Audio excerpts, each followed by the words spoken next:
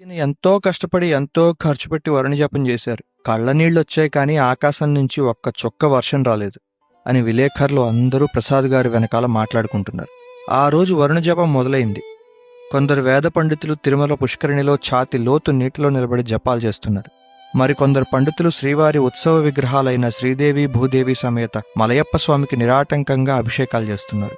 ఋత్విక్కులు వరుణదేవుడి కరుణ కోసం హోమాలు చేస్తున్నారు.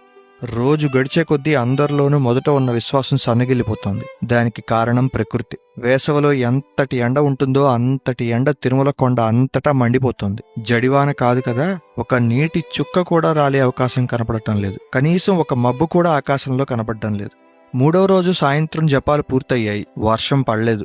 సరే, మన ప్రయత్నం మనం చేశాం అనుకుంటూ అందరూ నిరాశతో విగ్రహాలు తీసుకుని ఆలయం వైపు నడవడం మొదలుపెట్టారు. వెనక వస్తున్న విలేకరులు పాపం ఈవో గారి కన్నీళ్లే తప్ప వర్షం నీళ్లు కనబడడం లేదే అని వెటకారం చేస్తున్నారు. అక్కడి నుంచి ఆలయం కేవలం 100 గజాల దూరం. సరిగ్గా అప్పుడే అంతవరకు నివురుగప్పిన నిప్పులా ఉన్న ఆకాశం ఒక్కసారిగా ఉరిమింది.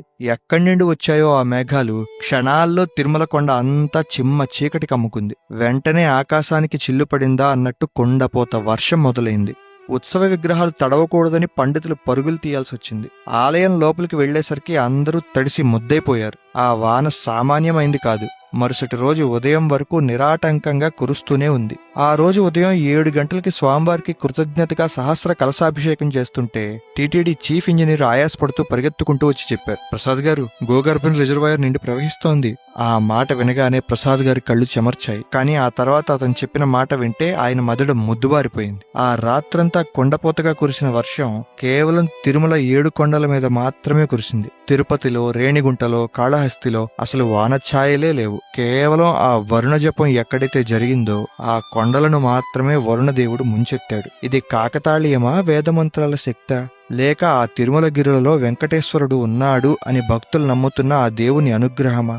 నాటి ఆ కరువును తీర్చి భక్తుల దాహం తీర్చిన ఆ జడివాన వెంకటేశ్వరుడు ఆ గర్భగుడిలో నిజంగా నిలబడి మన కష్టాలు తీరుస్తున్నాడు అన్నదానికి ప్రత్యక్ష నిదర్శనం. ఎక్కడైతే మానవ ప్రయత్నం ముగుస్తుందో అక్కడ భగవంతుని కార్యం మొదలవుతుంది.